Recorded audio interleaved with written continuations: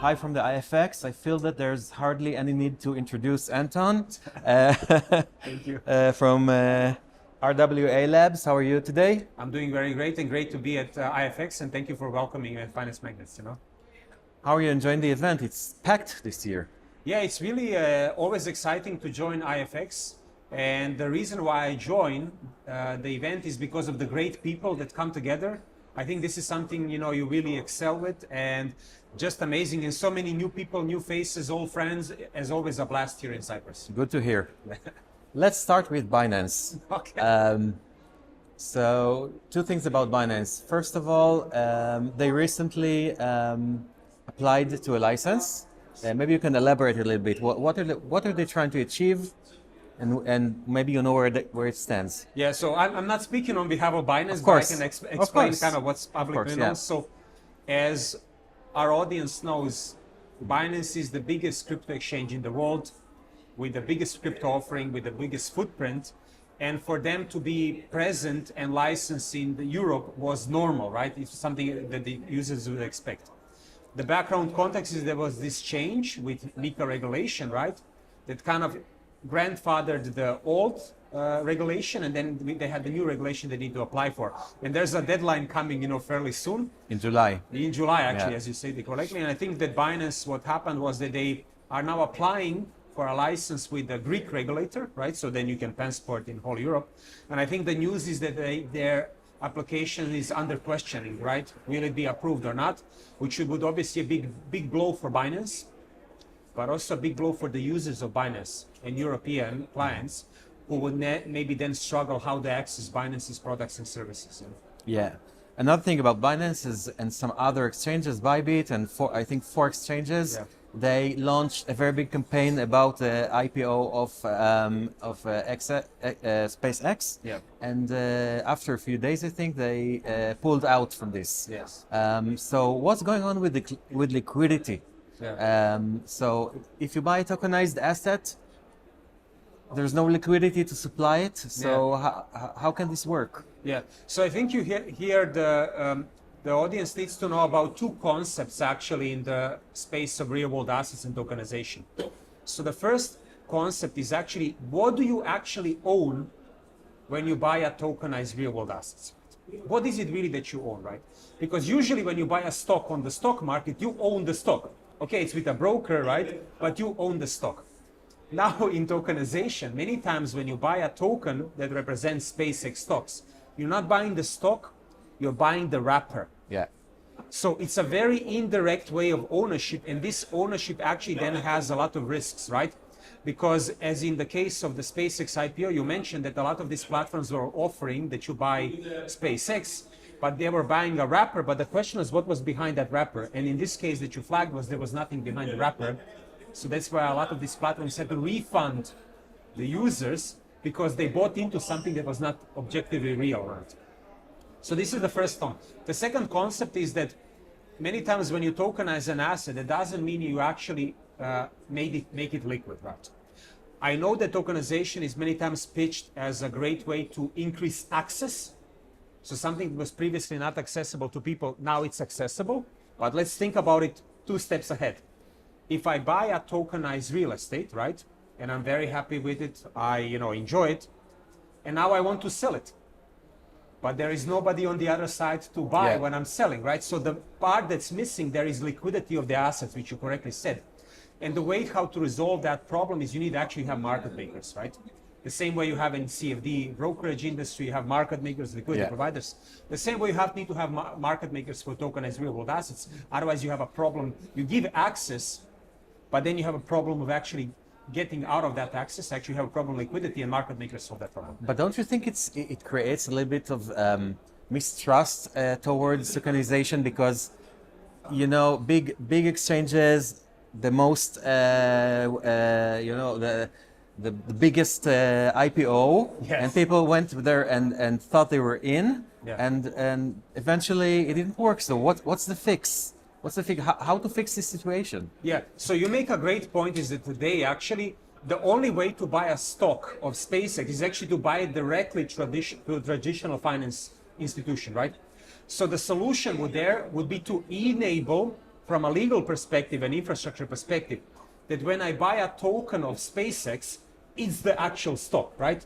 So you would have to have two worlds. One world, the traditional world, where you are, buying the stock in the traditional finance markets, but you have to have the second world, the tokenized world, but they have to have equal rights for the end user, right? The equal legal principles. Otherwise, tokenization then doesn't make sense. So it's something like in like the principles, like a stable coin, that you need to have an actual pegged asset to the tokenization rail. Exactly. Yeah. I can't believe I managed to complete this sentence. Yes, very good point. So you need to have a token, and you need to have the actual ownership and redemption, let's call it like that, behind the token. I understand. Now, I wanted to go back just a little bit, because I was asked by many people, what is a real world asset?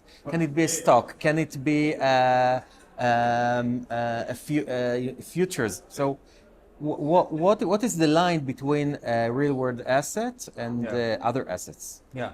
So, many times I think in philosophy they say is that the first step to defining yourself is to say who you're not. So let me first say what is not a real world asset. So cryptocurrencies are not real world assets, actually. I think that's kind of intuitive. Cryptocurrencies result actually from being a native token of a blockchain. For instance, Bitcoin is that, right? Ethereum is that. Maybe our audience has heard about that. Then you have a lot of these utility tokens, meme coins that are created in this space of crypto assets, right? And they are not real world assets, right? Now, I think like the way I would explain it to our audience is that everything you can imagine, if you have not interacted with crypto, everything you can imagine that exists in the real world is a real world asset, actually. So now let me give an example. So a stock is a real world asset. A bond is a real world asset. A futures contract, you can also think about it a real world. But these are all digital assets, right? A stock exists only in a digital form today, actually. But the real world assets are also physical assets. Oil, gold, commodities, real estate. These are all also real world assets, And the reason why real world assets are a special category within the digital asset industry is because their legal framework and their ownership exists outside of the blockchain. So when you buy a real estate, there is no real estate representation on a blockchain. It's actually, there exists in the notary, exists actually in authorities actually that keep track of who owns this real estate. This is all outside of the blockchain. And the big initiative is now, how do we take all of these real world things and how do we map them onto a blockchain for technology efficiency, but give them the right legal and regulatory representation. So Bitcoin is not a real world asset. Not considered okay, because that's a misconception by some people. Let's move to the UAE for a second. Is it winning this race? So I'm biased because I come from Dubai. So I would say that definitely UAE is one of the leading crypto jurisdictions globally, right? And now let me explain to the audience like what that means. UAE as a country has the most regulated crypto entities in the world. So if you look at the custodians, the brokers, the exchanges, the asset managers, all of these beautiful platforms, there's more than 100 regulated companies actually within a single country, right? And that's a big achievement for a country that has 8-9 million people, right? Yeah. And that has just recently started with this crypto regulation and crypto initiatives, right? So I would say that UAE has become an important jurisdiction. I think there are a lot bigger countries in the world that have a opportunity to become even bigger. For instance, US, the biggest capital market in the world. Europe is one of the biggest markets on the planet, but maybe struggling with regulatory frameworks. But I think UAE is important. It will stay important. But we are all working together to make the crypto industry better. So how is your company working to make this happen? Yeah. I mean, what's the day-to-day activity? Yeah. So RWA Labs focuses on a very small part of the digital asset industry, and that's real-world asset tokenization. And what we do is actually very straightforward. We support big organizations and big companies who are already asset-rich, so they already have the assets, and they want to tokenize those assets and gain technology and efficiency improvements with many times with a clear goal of distribution. So how can they use tokenization as a technology to further distribute their product? And this is where they advise them how to help that. We advise them and help them how to do that in a regulated and compliant manner. And in your eyes, what's the biggest trend we're about to see in the let's say next 12 months? Yeah. Well, biggest trend actually in general. So I think there are going to be two big trends for the end of the years. First trend will be how to bring perpetual futures, which is the most popular crypto product in the world. How do we bring it onshore under regulated environment? So let me be specific. In US, there is now a big initiative how to offer perpetuals to the US market under a regulated framework, and how to bring all of these offshore products into US, because there's a lot of appetite in US actually to trade it. So I think this is the first big trend. The second big trend is going to be the growth of prediction markets. Now, you come from the CFD industry, you know that prediction markets is a great rebranding of binary options, you know. So there's going to be a big initiative how to scale prediction markets, how to do it in a regulated manner, and how to do it in a best way for the end users, because the binary options are very risky for the end users. There's a lot of gains, but there's a lot of losses.